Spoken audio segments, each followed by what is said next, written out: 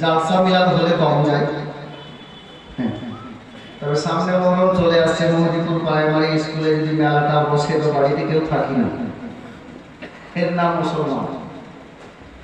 জি শুনতে হয়তো কোনক্ষণের জন্য খারাপ লাগবে, লাগতেই পারে। জালসা মিলাদে কম যায়, কোথাও যদি যাত্রা পালা হয় তো মুসলমানের ছেলের ভিড় খুব লাগে। আজ আমাদের যুব সমাজ নষ্ট হয়ে গেল মোবাইলের পাল্লায় করে। মোবাইলটা খারাপ জিনিস না, মোবাইল ভালো জিনিস, আপনি যেমন ব্যবহার করবেন তেমনই ফল পাবেন। মোবাইলের পাল্লায় পড়ে গিয়ে জীবনটাকে নষ্ট করে ফেলেছে কিছু জওয়ান ছেলে, কিছু মা, কিছু বোন, সবাই নয়। আমাদের মধ্যে সবচাইতে মূল কথা, মূল শব্দ হচ্ছে কি জানেন? আসল জিনিস হলো শিক্ষার অভাব। বড় কথা, ভাবার বিষয় শিক্ষার অভাব। তাহলে দেখেন আমাদের মধ্যে আবার কিছু নামাজি সাহেব আছে, নামাজ পড়ে এসে চায়ের দোকানে বসে টিভি দেখছে। আশা করছি এখানে নেই, ওয়াশিংটন স্টারে দেখি এলাকার লোক। ও নামাজ ঠিক করলো আর চায়ের দোকানে গিয়ে বলছে জানিস আর বাপ এরকম ওর মা এরকম, ওখানে নেকি করবো আর এখানে এসে তার থেকে বেশি গুনাহ করে। এটা হচ্ছে কেন জানেন? একটাই কারণ, শিক্ষার অভাব। আর হাদিসে পাকে এসেছে আল্লাহ নবী সাল্লাল্লাহু তাআলা আলাইহি ওয়াসাল্লাম শিক্ষাকে বলেছেন আল ইলমু নূর। ইলম মানে শিক্ষা, নূর মানে আলো।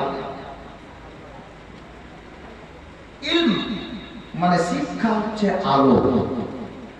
যেমন এখন রাতের বেলায় আমরা বসেছি, আপনারা বসে আছেন, যদি লাইট না থাকতো তো আপনাদেরকে আমি দেখতে পেতাম না অন্ধকারে।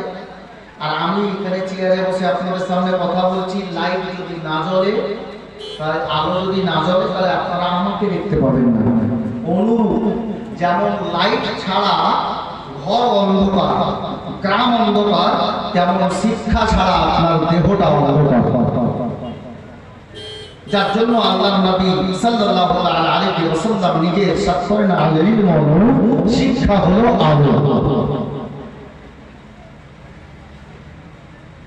হযরত গিরামি, যদি নিজেকে বাঁচতে হয়, নিজের পরিবার বর্গকে খারাপ রাস্তা থেকে বাঁচাতে হয়, নেকির দিকে অগ্রসর করতে হয়, প্রথম নম্বর শর্ত আপনাকে শিক্ষা অর্জন করা লাগবে, বা আপনার ছেলেকে মেয়েকে প্রথমে শিক্ষা দিতে হবে। দুর্ভাগ্য যে আমরা ছেলেকে মেয়েকে অনেকে মাস্টার বানাই, ডাক্তার বানাই, ইঞ্জিনিয়ার, প্রফেসর সব বানাই। বানান, নিষেধ করছি না, আইপিএস বানান, ভালো ভালো যোগ্য শিক্ষা অধিকারী বানান। কারণ দুনিয়াতে বাঁচার জন্য আবার দুনিয়াবি শিক্ষার প্রয়োজন আছে, নইলে আপনি চলবেন কি করে? আমি আপনাকে এটা বলবো না যে আপনি আপনার ইংলিশ শিক্ষা দিয়েন না, সায়েন্স পড়াইয়েন না, হ্যাঁ, আপনার ম্যাথ সাবজেক্টটা নিয়েন না, হিস্ট্রি নিয়েন না, জিওগ্রাফি নিয়েন না, এটা আমি নিষেধ করবো না। দুনিয়াতে বাঁচার জন্য সব দরকার আছে এগুলো, কিন্তু এগুলো দেওয়ার আগে আপনি মুসলমান ভুলে গেছেন আপনাকে আপনার ছেলেকে বা মেয়েকে ইসলাম ধর্মের শিক্ষা কম করে অতটুকু দেওয়া দরকার ছিল যতটুকু আপনার ছেলে আপনার মেয়ে চলাফেরার মতন পর্যন্ত নিজের মশলা মশাইলগুলো বের করে যে কোনটা হালাল কোনটা হারাম, মা বাবার মর্যাদা কি, স্বামী স্ত্রীর হক কেমন আদায় করবে, স্ত্রী স্বামীর সেবা কেমন করবে, ছোট ভাই বড় ভাইকে কেমন শ্রদ্ধা করবে, বড় ভাই ছোট ভাইকে কেমন স্নেহ করবে, এইটুকু শিক্ষা দেওয়া কম করে জরুরি ছিল। কোনটা হালাল কোনটা হারামের পার্থক্য বুঝিয়ে দেওয়ার দরকার ছিল। আজ দেখুন, মাপ চাইছি, এলাকাতে অনেক আমাদের মতো জওয়ান ছেলে উঠেছে, বুঝলেন, শুধু বাংলা করে অনেক বড় বড় কথা বলছে। ভাই তুমি বাংলা পড়েছো, তোমাকে অসংখ্য ধন্যবাদ, শিক্ষা অর্জন করেছো, অসংখ্য ধন্যবাদ।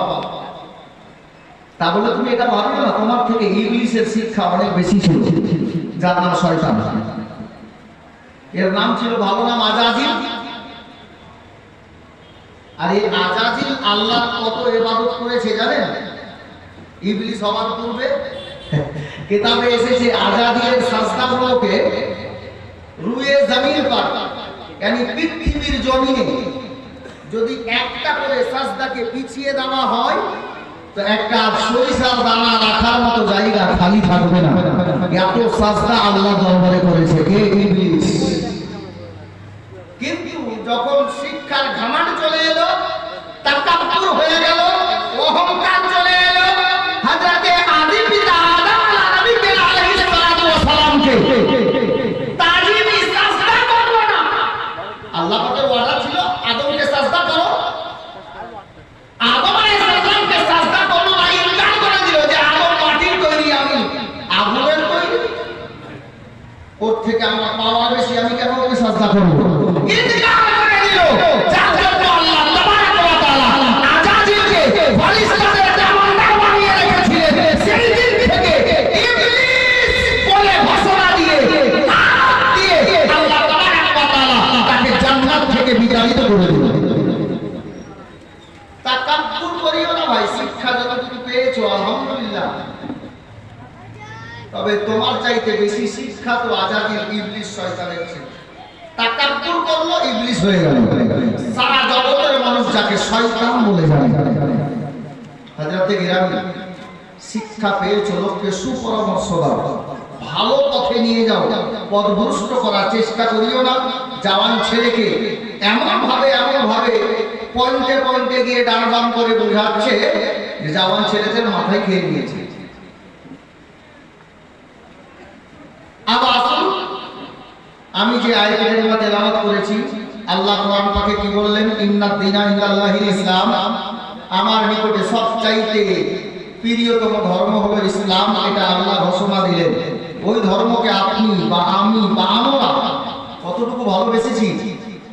আমরা তো অতটুকু ভালোবাসতে পারিনি যতটুকু হযরতে নবী পাকের মহব্বতে মক্কার বেজান কাপড় পাথর ইসলাম ধর্মকে ভালোবেসেছে। নবীর মহব্বতে আবু জেহেল নারাইকে বন্ধ মুশরিকের মধ্যে কাপড় পাথর নবীর কলমা পড়ে মুসলমান হয়ে গেছে, ইসলাম ধর্ম কবুল করেছে।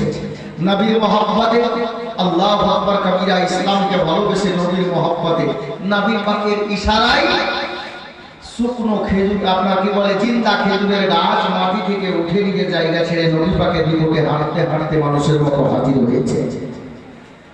শুকনো খেজুরের গাছ নবী পাকের মহব্বতে ইসলামকে ভালোবেসে নবীর ভালোবাসা অন্তরে নিয়ে শুকনো খেজুরের গাছ মানুষের মতো ফুটে ফুটে কেঁদেছে। মদিনার একটা ওয়াকিয়া আছে, আমি বলবো একটু পর। হযরতে গিরামি, তো আমি বলতে চাইবো ইসলাম ধর্মকে আপনি পরিপূর্ণভাবে ভালোবাসেন, কারণ সারা পৃথিবীর বুকে যত ধর্ম অবলম্বনকারী রয়েছে, হিন্দু, জৈন, বৌদ্ধ, খ্রিস্টান, বৌদ্ধ, অনেক ধর্ম অবলম্বনকারী রয়েছে, কিন্তু কোন ধর্মকে আমার আল্লাহ প্রিয়তম ধর্ম বলে কোরআন পাকে রাখবেননি, শুধুমাত্র ইসলাম ব্যতীত। ইসলাম ধর্ম ছাড়া আপনি ইসলাম ধর্মের লোক। আমি সম্ভবত গত বছর এই স্টেজে এখানে বসে বলেছিলাম মুসলমানের সৌভাগ্য, মুসলমান চলে তো নেকি পাই, বলে তো নেকি পাই, দেখে তো নেকি পাই। আপনার কি বলে? মুসলমান যদি হাসে তো হাসলেও নেকি পাই, মুসলমান কাজ কর্ম করে তবুও নেকি পাই। মুসলমানের ড্যাগে ড্যাগে নেকি, শুধু ছেলেরা না, মেয়েরা পর্যন্ত। এখন আপনি বলবেন যে মাওলানা মুসলমান চলে তো নেকি পাই কি করে? আপনি পায়ে হেঁটে জলসার মাহফিলে এসেছেন, জলসা শুনতে, নবীর নাচ শুনতে, নবীর আলোচনা শুনতে, আল্লাহ পাকের বাণী শুনতে। এটা ভালো কাজ না খারাপ কাজ? ভালো কাজ। ভালো কাজে গেলে নেকি পাওয়া যায় না গুনাহ হয়? নেকি হয় কিনা? আপনি বাড়ি থেকে আজান শুনে গেলেন মসজিদে নামাজ পড়তে যাবেন তো আল্লাহর হুকুম পালন করতে গেলেন, ভালো কাজে গেলেন, পায়ে হেঁটে যাবেন, হাঁটলেন তো নেকি পাবেন। প্রত্যেকটা কদমে কদমে আল্লাহ আপনার রহমত বর্ষিত করবে আপনার প্রতি, আপনার আমলনামাতে নেকি দান করবেন। মুসলমান চললে নেকি পাওয়া গেল। হযরতে গিরামি, মুসলমান বললে নেকি পাই, বসে আছেন মাহফিলে, সুবহানাল্লাহ বলবেন নেকি পাওয়া যাবে, আলহামদুলিল্লাহ বলবেন নেকি পাওয়া যাবে, আল্লাহু আকবার বলবেন নেকি পাওয়া যাবে, দরুদ পাক পাঠ করবেন নেকি পাওয়া যাবে। হযরতে গিরামী, এখানে বললে নেকি পাওয়া গেল, এবার আসল কাজকর্ম করলে নেকি পাওয়া যায় কি না? যায়। এরই নাম তো ইসলাম। আমি ওই আয়াতে কারিমা তেলাওয়াত করেছি, এরই নাম ইসলাম। তবে বেনামাজির জন্য নয়, নামাজির জন্য। কাজ করলে নেকি পাওয়া যায়। কি জানেন, আপনি আজকে ফজরের নামাজ আদায় করেছিলেন, মসজিদে ভোরবেলা গিয়ে ফজরের নামাজ আদায় করলেন, আর ফজরের নামাজ আদায় করার পর আপনি গেলেন কোথায়? মাঠে গেলেন কাজ করতে, পলুর পাতা কাটতে বা মুড়া কাটতে বা জমি চালতে, আলু লাগাতে, ভুট্টা লাগাতে, যা কাজে গেলেন।